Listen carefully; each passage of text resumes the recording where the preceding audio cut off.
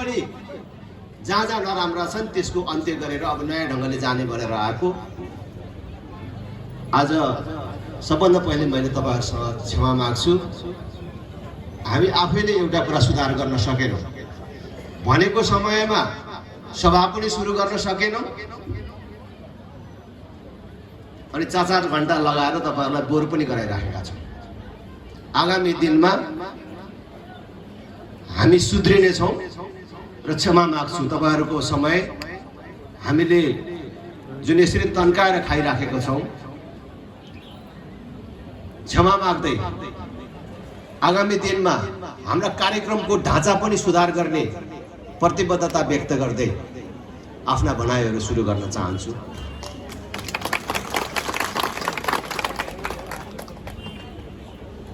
देश आज तपाई हाम्रो सामान्य आँखाले जसरी देख्छौं त्यस्तो सामान्य अवस्थामा छैन। अब सामान्य आँखाले मात्रै हेर्यो भने सबै ठीकठाक चलेको देखिन्छ। कहीं गोली चलेको छैन, कहीं मारामार भइराखेको छैन, बन्द हडतालहरू छैनन्। यसो सम्झियो ठिकै चलिराखेको छ, ठिकै छ त भन्ने जस्तो लाग्छ। तर देशको अवस्था हाम्रो सामान्य आँखाले देखे जस्तो सामान्य छैन। आज झन्डै 3.5 महिनादेखि मैले भन्न थालेको छु, अदालत जस्तो छैन। मान्छेले सबैतिरबाट दुःख पाएपछि अदालत गएर देखाइदिन्छु भनेर भनिन्थ्यो नि, हैन? तर आज एउटा न्यायाधीशले अर्को न्यायाधीशलाई भ्रष्टाचारी भनेर आन्दोलन गरेर बसिराखेको अवस्था छ। दलका तर्फबाट नियुक्त भएका, भागभण्डाबाट नियुक्त भएका न्यायाधीशहरूले दलको दबाव र प्रभावमा निर्णयहरू गर्न थालेका छन्।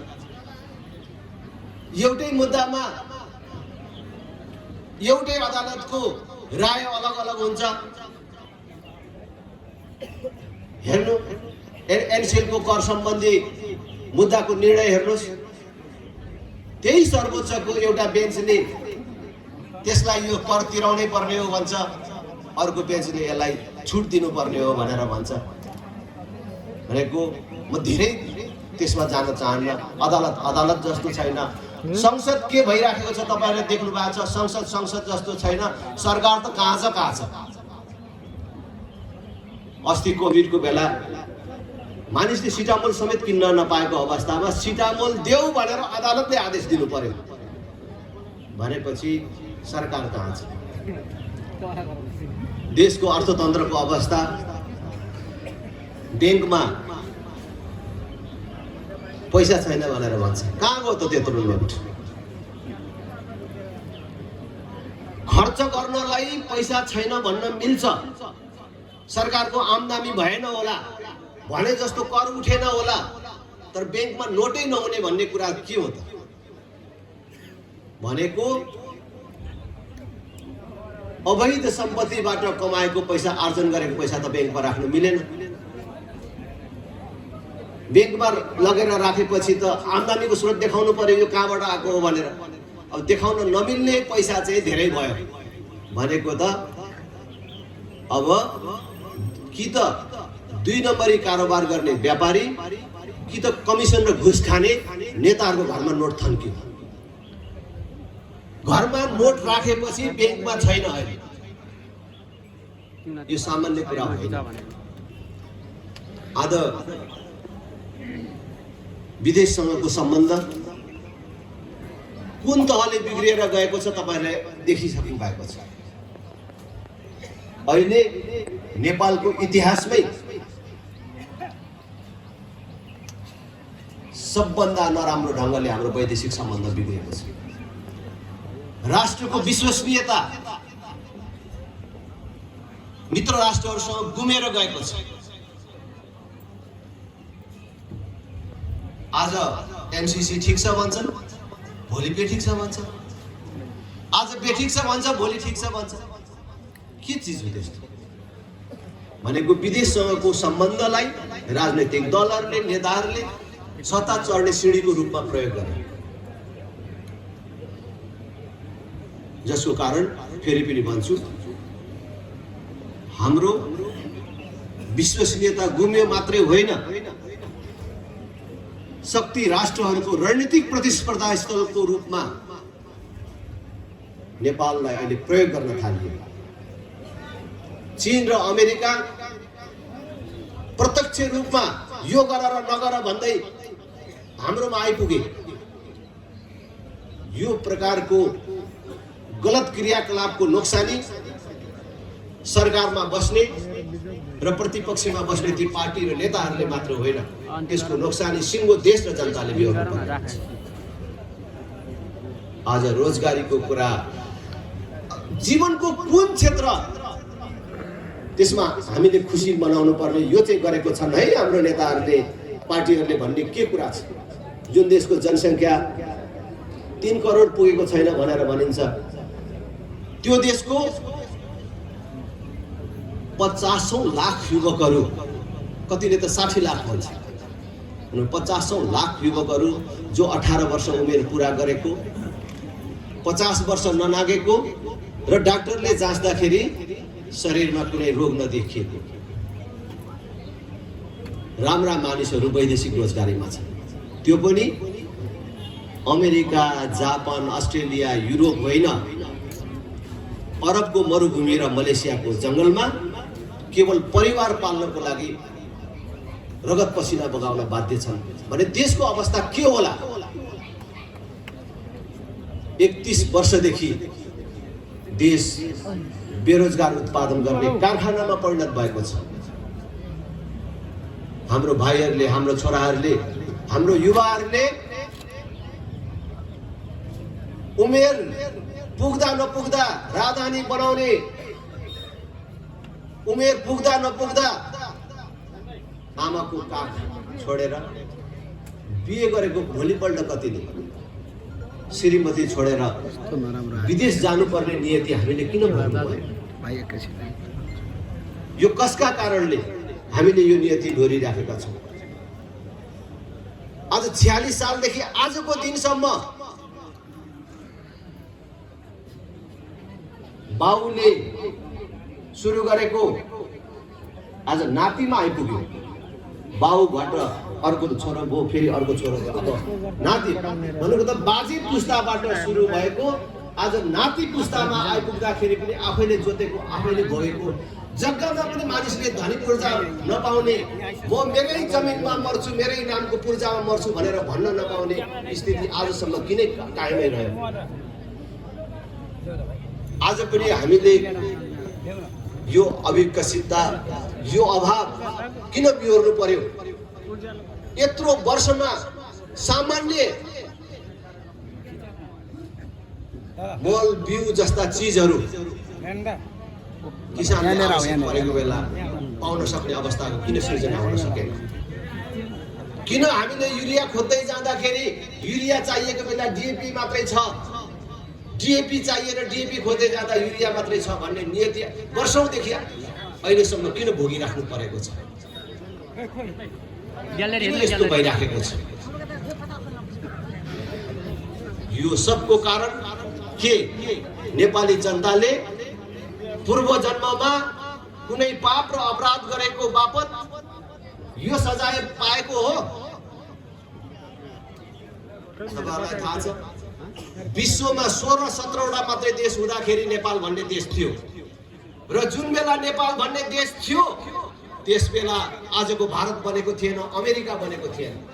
विश्वको यो प्राचीन र यो जेठो देश आज किन मागी खानेहरूको देश भयो?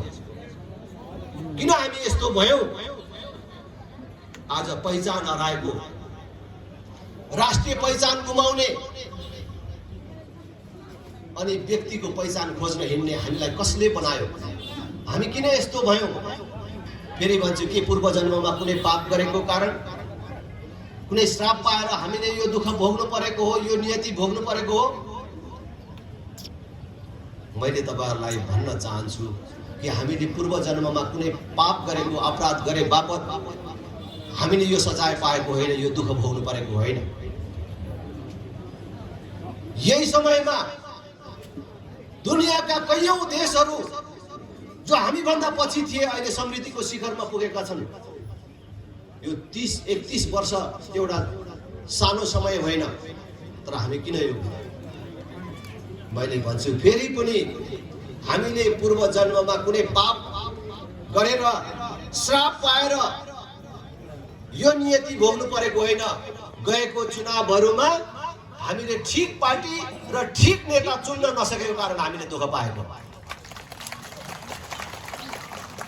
त्यसकारण यो 1 वर्षभित्र तीनै तहको निर्वाचन हुँदैछ। वैशाख 30 गते स्थानीय तहको चुनाव हुँदैछ र त्यसपछि प्रदेश तथा प्रतिनिधि सभाको पनि निर्वाचन हुँदैछ। नेताहरूले ठिक गरेनन्, पार्टीहरूले ठिक गरेनन् भनेर राप्रपा यिनीहरूलाई अब ठाउँ ठाउँमा छेक्नुहोस्, जुत्ताको माला लाउनुहोस्, कालो मोसो दल्नुहोस्, आक्रमण गर्नुहोस्, गाउँमा प्रवेश निषेध गर्नुहोस् भन्न आएको होइन। हामी हिंसामा विश्वास गर्दैनौँ। हामी तपाईहरुलाई भन्न आएका छौं आउने चुनावमा ती पार्टी र ती नेताहरूलाई भोट नदिनुहोस्। तपाईको हातमा आएको अधिकार आफ्नो पक्षमा प्रयोग गर्नुहोस्। जसले 31 वर्षदेखि देशलाई बन्धक बनाएर राखे कांग्रेस, एमाले, माओवादी, जसले आफूलाई यो देशको ठूलो पार्टी भन्छ, परिवर्तनको पक्षधर पार्टी भनेर भन्छ, आज राप्रपा भएर कांग्रेस, एमाले, माओवादी भएर होइन, एउटा आम नागरिक भएर छातीमा हात राखेर एकछिन आँखा चिम्म गरेर सोच्नुहोस् त, यो 31 वर्षमा कांग्रेसले, एमालेले, माओवादीले देशको लागि यो चाहिँ काम गर्यो है भनेर भन्ने कुन चाहिँ काम गरेको छ? एउटा काम देखाउनुहोस्, कुन चाहिँ काम गरेको छ? यो 31 वर्षमा 1000 मान्छेले एकै ठाउँ काम गर्ने कुनै एउटा उद्योग खोल्न सके? आज कांग्रेस, एमाले, माओवादीका कुनै त्यस्तो नेता छन् जसले मैले आजको दिनसम्म 1 रुपैयाँ पनि भ्रष्टाचार गरेको छुइनँ, म जुनसुकै मन्दिरमा छिर्न सक्छु भनेर भन्न सक्छन्? अब यिनै पार्टीलाई, यिनै नेतालाई भोट दिने मेरो बाजेको पार्टी हो, मेरो बाउको पार्टी हो, मैले यत्रो ल्यागिदिएको पार्टी हो भनेर फटा त फटा हुन्, काम चाहिँ गर्दैनन्, तर अर्कोतिर हात लाग्दैन, अर्को चिन्हमा त हातै लाग्दैन भन्दै किनेलाई भोट दिइराख्ने हो भने तपाई त बर्बाद हुनुभयो। तपाईले आफ्नो भावी सन्तति र आफ्नो मुलुकलाई समेत बर्बाद गर्ने काममा सहभागी भइराख्नु भएको छ। यो चेताउनु पर्यो। भन्नु न, म कसैको चाहिँ धेरै आलोचना गर्न चाहन्न, तर आदरपूर्वक ती नेताहरूको नाम लिएर भन्न चाहन्छु। कोही कांग्रेसको साथीभाइ हुनुहुन्छ, जवाब दिन सक्नुहुन्छ? अब शेरबहादुर देउवालाई कतिचोटि प्रधानमन्त्री बनायो भने चाहिँ उहाँले देश बनाउनुहुन्छ त? ल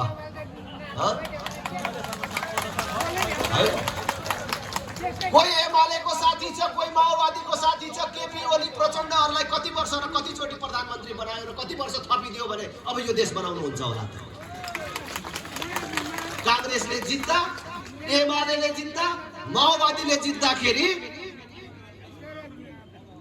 उहाँ नै हुने होइन प्रधानमन्त्री?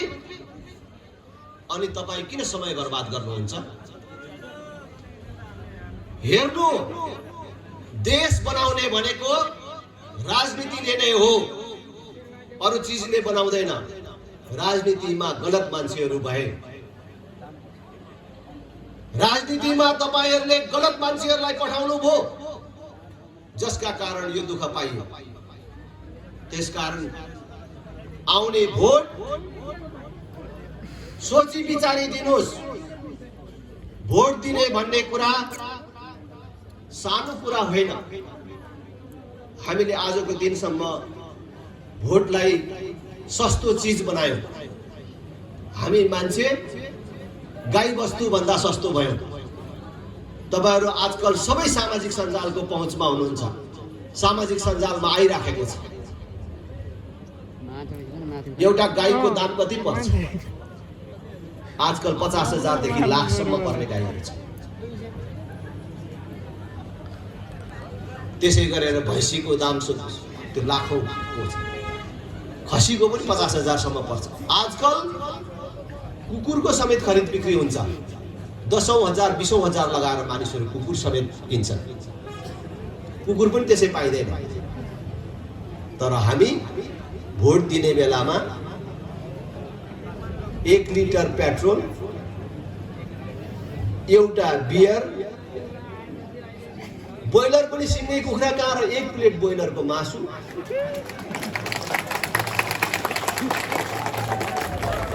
झरेर 1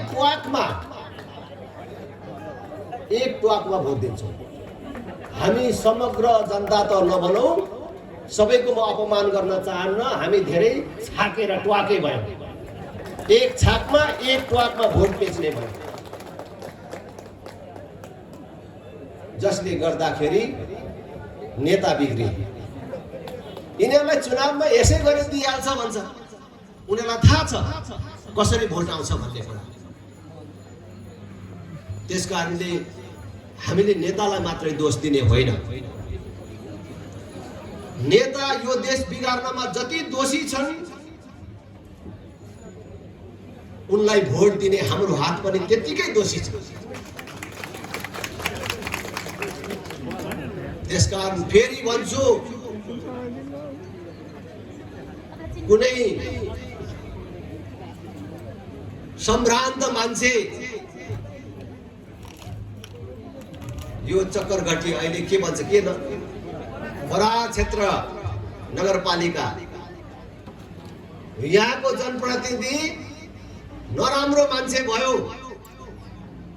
कर धेरै लायो, जनतालाई साह्रै दुःख दियो र यहाँ चाहिँ सारा अव्यवस्था भयो भने अब यो ठाउँ छोडेर जान्छु, म इटरीतिर गएर बस्छु, काठमाडौँ जान्छु, अब यहाँ बसिएन, यो ठाउँ छोडिएन, छोडियो भनेर ऊ जान सक्छ हुने खाने मान्छे।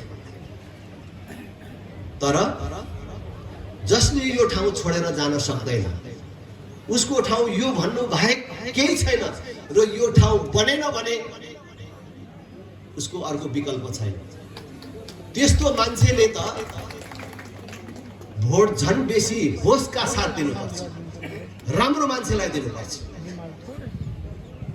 जसको अब धेरै ठाउँमा मैले जान्छु भेट्छु, गरिब निमुखा दाजुभाइहरू के भन्नुहुन्छ, जसले जिते पनि हामी गरिबलाई के छ र यही दुःखै छ।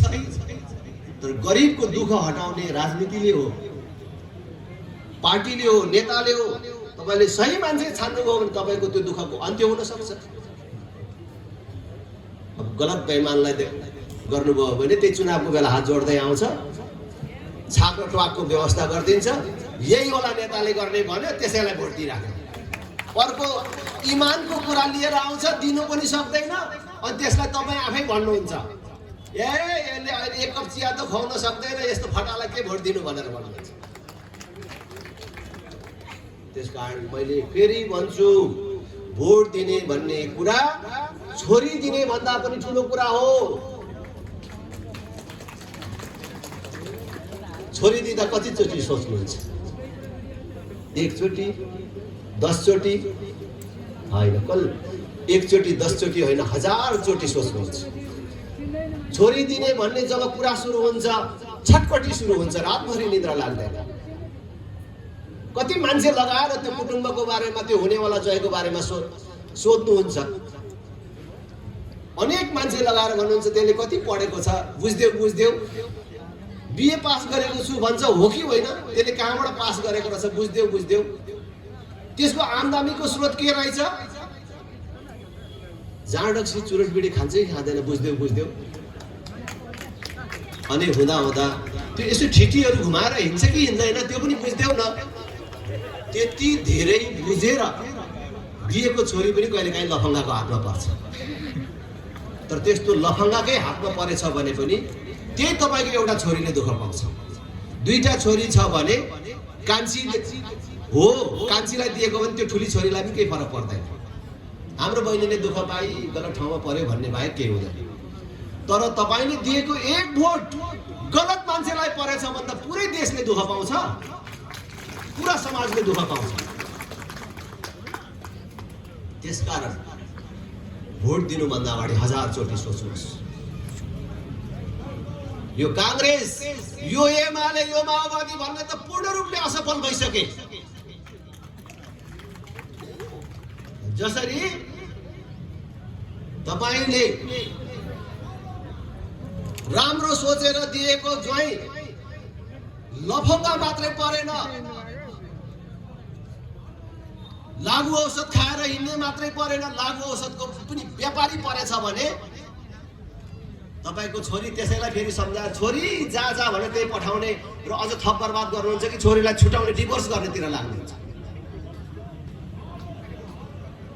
तपाईको छोरीको भविष्य बाँकी रहेको भविष्य जोगाउन चाहने हो भने त डिभोर्स गराउनतिर लाग्नु पर्यो नि त। त्यसकारण आज यो देशलाई जोगाउने, बनाउने र बचाउने हो भने यो कांग्रेस, एमाले, माओवादीबाट तपाईले डिभोर्स गर्न जरुरी छ, सम्बन्ध विच्छेद गर्न जरुरी छ।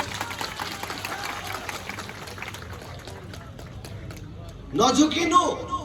कांग्रेस, एमाले, माओवादी भनेको अलग पार्टी होइनन्, यिनीहरू एक सिक्काका दुई पाटाहरू हुन्। यी यताबाट हेर्दा अलग, यताबाट हेर्दा अलग देखिन्छ, तर यता यता जे भने पनि यो हातै हो नि। तिनीहरू नामले अलग छन्, साइनबोर्डले अलग छन्, कोही कोही बेला मारामारै गर्न खोज्छन्, तर खाने बेलामा एकै ठाउँ छन्। विदेशीको अगाडि पाउ पर्ने कुरामा एकै ठाउँमा छन्। कुरा जतिसुकै ठुल्ठुलो गरे पनि आखिरी अस्ति एमसीसी पास गर्ने बेलामा कोही नारा लगाएर नसुन्ने भए, कसैलाई एउटा टालो दिएपछि त्यो टालोले लात छोपिन्छ भनेर नाङ्गै गए। हामीले छोपेको छौँ भन्दै, तर छोपिएको थिएन। आखिर सबै एकै ठाउँ छ। एउटा पण्डित पनि शाकाहारी पनि हुन्छ, मांसाहारी पनि हुन्छ। एउटा शाकाहारी पण्डितले, मैले अस्ति संसदमा पनि भने, तपाईहरुलाई पनि सुनाउँछु, मासु खानु मन लागेछ, अचानक अब कसरी खाने, अब व्याख्या गरिदिनु पर्यो। यो खसीको मासुको स्रोत भनेको त घाँसै हो। घाँस भनेको त शाकाहारी चिज हो।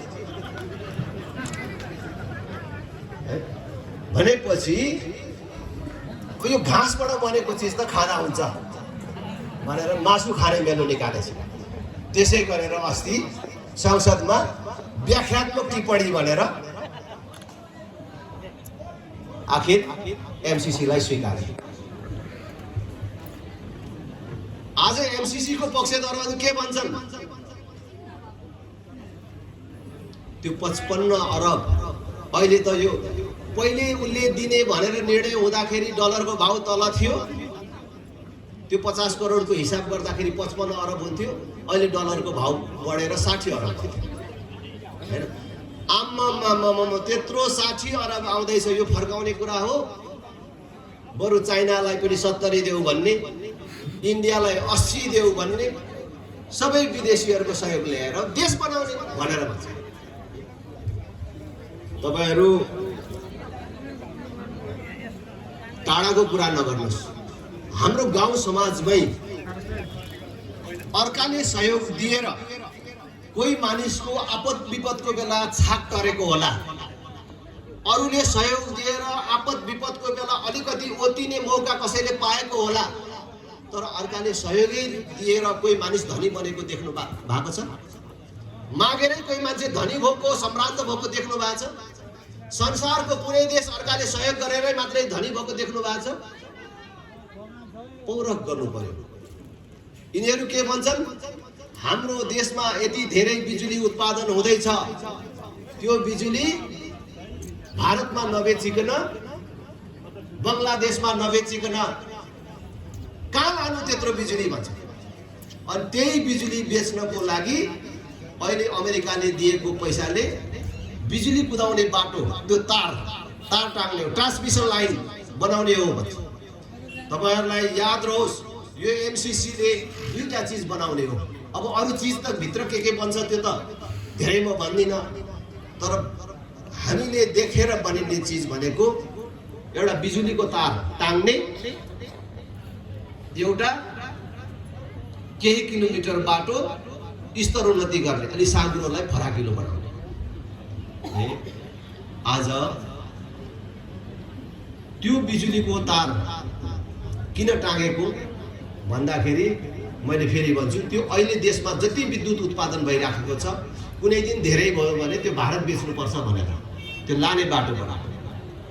त भोलि जुन बेला हाम्रोमा बिजुली उत्पादन भइसक्छ त्यति बेला भारतले, आज तपाईहरु सबलाई थाहा छ, संसारमा हामीले देख्दा देख्दै, तपाईको आँखाले देख्दा देख्दै कस्तो कस्तो प्रविधिको विकास भएर आयो। भोलि यस्तो बिजुली हामीलाई चाहिँदैन भनेर उसले वैकल्पिक ऊर्जाको त्यही विकास गर्यो भने त्यो तारबाट के कुदाएर लाग्ने नभनोस्। त्यसकारणले नेता त त्यस्तो हुनु पर्थ्यो, पार्टी त त्यस्तो हुनु पर्थ्यो, हामीलाई हाम्रो बिजुली बेच्नै पर्छ भन्ने छैन। हाम्रो बिजुली हाम्रै देशमै खपत गर्छौं। आज हेर्नुहोस्, तपाईहरुलाई जानकारी गराउँछु, हाम्रो देशकै धेरै ठाउँमा अहिले पनि बिजुली पुगेको छैन। आज पनि सबै घरहरुमा बिजुली बलेको छैन। पहिले कुरा त हामी हाम्रो प्रत्येक नागरिकको घर दैलोमा बिजुली पुर्याउँछौं भन्नु पर्यो। दोस्रो कुरा, आज डिजेल, पेट्रोल र ग्यासको कारण हाम्रो कति पैसा बाहिर गइराखेको छ। आज कुन प्रकारको कष्ट हामीले बिहोरिराखेका छौं। अब हामी डिजेल, पेट्रोल, ग्यास किनेर ल्याउँदैनौं, त्यसको बदला सबै चीज बिजुलीले चलाउँछौं। गाडी पनि बिजुलीले चल्छ, हाम्रो चुला पनि बिजुलीले बल्छ। ग्यास भन्दा सस्तोमा बिजुलीले खाना पकाउने व्यवस्था मिलाउँछौं। किसानको खेतमा बिजुली पुर्याउँछौं। सतह सिंचाइ नभएको ठाउँमा भूमिगत सिंचाइको लागि सहुलियतमा बिजुली दिन्छौं। देशमा ठुलठुलो उद्योग धन्दाहरूको स्थापनामा जोड दिन्छौं, जसले 5000 मान्छेहरूलाई अथवा हजारौं मान्छेहरूलाई रोजगार दिने उद्योग खोल्छ। त्यसलाई 10 वर्ष 20 वर्षसम्म कर नलाग्ने व्यवस्था मिलाउँछौं। त्यसमा कुनै पार्टीले हस्तक्षेप गर्न नपाउने व्यवस्था मिलाउँछौं। हाम्रो भाइ छोराहरूले यही गरी खाने व्यवस्था मिलाउँछौं भनेर भन्ने मान्छे हामीले किन पाउन सकेनौं। यति गर्यो भने हाम्रो बिजुली कहाँ बेच्नु पर्छ। हाम्रो बिजुली यही, बिजुलीको तार टाँगेर गाडी कुदाउनु पर्दैन। आजभोलि पहिले ट्रली बस कुदाउँदाखेरि त्यस्तै बेला थियो, त्यो तारको लट्ठा टाँगेर कुदाउनु पर्थ्यो। काठमाडौँमा तपाईहरुले देख्नु भएको थियो। आजकल बिजुलीको गाडी तपाईको यही घर दैलोमा धेरैले कुदाइसके, थाहा पाउनु भएको छ कि छैन। बिजुलीले गाडी कुद्न थालिसक्यो। हाम्रो देशमा छ्यापछ्याप्ती गाडीहरू कुद्न थाल्यो। भोलि ठुलठुला बसहरू बिजुलीबाट कुदाउने, डिजेल पेट्रोल नल्याउने। अब त्यो बाटोमा लाग्छौं भनेर हाम्रो नेताहरू किन भन्न सक्दैन, ती पार्टीहरू किन भन्न सक्दैन। उनीहरूको मानसिकताले दास मानसिकता भइसक्यो। उनीहरूको अब दिमागमा यस्ता कुराहरू आउँदैनन्। बाँझो भइसक्यो। त्यो उर्वरा मरिसकेका पार्टी र नेताहरूलाई अब भोट दिएर फेरि पनि देश बन्छ भन्ने भ्रममा नपर्न म तपाईहरु सबैलाई हार्दिक आग्रह गर्न चाहन्छु। हामी एउटा संकल्पका साथ, एउटा अठोटका साथ राजनीतिमा आएका छौं। म कुनै भ्रममा छुइन। अरु राजनीतिक पार्टी र तिनका नेताहरूले राजनीतिलाई पेशा व्यवसाय मानेर, राजनीतिलाई कमाई खाने भाँडो बनाएर जुन ढंगले देशमा राज गरिराखेका छन्, त्यो देखेर ल म पनि यही राजनीतिको सजिलो बाटो रहेछ भनेर राजनीतिमा आएको मानिस होइन। पहाडमा कोदो खान नपुगेर मधेस झरेको लिम्बुको छोरा हुँ म। यो राजनीति देश सेवाको सर्वोत्तम माध्यम हो र हामी जस्ता मानिसहरूले अथवा एउटा इमान भएको मानिसले यो देश पायो भने 5-10 वर्ष भित्रमा यो देशलाई समृद्धिको एउटा शिखरमा, एउटा बिन्दुमा पुर्याउन सकिन्छ भन्ने सपना र योजनाका साथ हामी निकट भविष्यमै स्थानीय तहको चुनाव हुँदैछ। म तपाईहरुलाई आग्रह गर्न चाहन्छु, एकचोटी राष्ट्रिय प्रजातन्त्र पार्टीका उम्मेदवारहरूलाई भोट दिएर हेर्नुहोस्। राष्ट्रिय प्रजातन्त्र पार्टीले चुनाव जितेको स्थानीय तहमा 12 कक्षासम्म शिक्षा पूर्ण रूपले निशुल्क हुनेछ। सबै नागरिकका छोराछोरीहरूले दिनको 1 घण्टी कम्प्युटरसँग खेल्न पाउने व्यवस्था हामीले मिलाउनेछ। बाल कक्षाहरूलाई आजकल तपाईको शहर बजारमा मन्टेसरी स्कुल भनेर भन्छ नि, त्यो मन्टेसरीको तहमा परिणत गर्नेछौँ बाल कक्षाहरूलाई। र बाल कक्षामा पढाउने बाल शिक्षकहरूलाई न्यूनतम 15,000 तलब हामीले दिनेछ। अहिले 6,000 7,000 मा झुन्डाइराखेका छ। आधारभूत स्वास्थ्य सेवाबाट कुनै पनि नागरिक वञ्चित हुन नपर्ने व्यवस्था हामीले मिलाउँछौँ। सबै नागरिकलाई स्वास्थ्य बीमाको दायरामा ल्याउँछौँ र जसले स्वास्थ्य बीमा गर्न सक्दैन त्यो गरिबीको रेखा मुनि रहेको नागरिकको पालिकाको तर्फबाट स्वास्थ्य बीमा गराइदिन्छौँ। र कुनै पनि नागरिक अस्पतालको मुख देख्न नपाएर मर्यो भन्ने कुरा हामीले जितेको गाउँपालिकामा कसैले सुन्नु पर्दैन। कृषि हाम्रो उच्च प्राथमिकता हुनेछ। हामीले आम युवाहरूलाई रोजगारीसँग जोड्नेछौँ। गाउँपालिका नगरपालिकामा स्थायी रूपमा एउटा तालिम केन्द्रको स्थापना गर्नेछौँ। वर्षैभरि सिपमूलक तालिमको व्यवस्था हामीले गर्नेछौँ।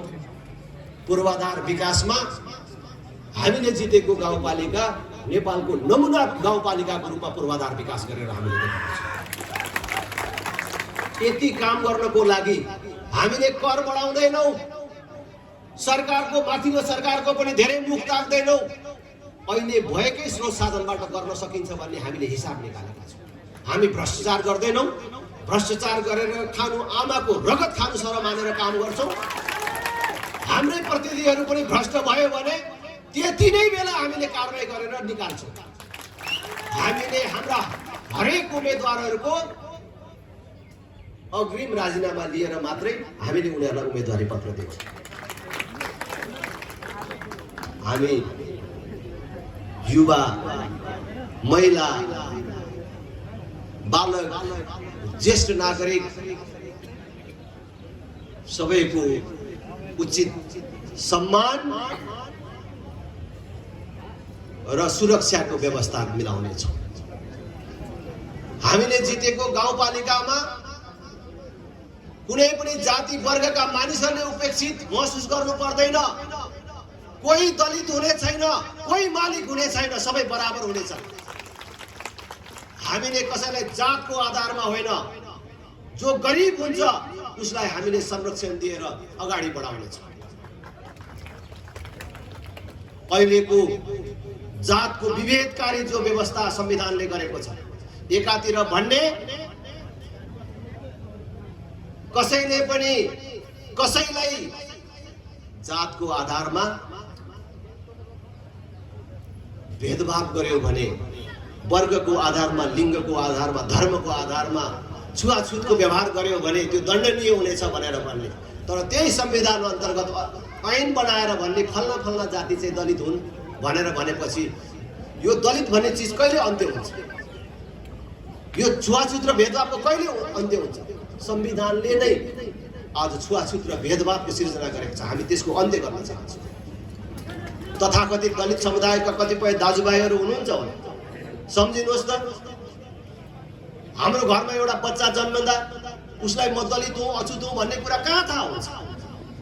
तर जब स्कुल जान्छ, स्कुल गएको पहिलो दिन उसलाई चाहिँ म अछुत रहेछु, यो समाजको म तल्लो जातको मान्छे रहेछु भन्ने थाहा हुने व्यवस्था अहिले मिलाएको छ। स्कुलमा गएपछि दलितको छोराछोरी जति यता आऊ त भनेर बोलाउँछ। यो विभेदकारी व्यवस्थाको अन्त्य राप्रपाले गर्छ। सबै मान्छे समान हुन् भन्ने व्यवस्था हामी गर्छौँ। कसैले म दलित हुँ भनेर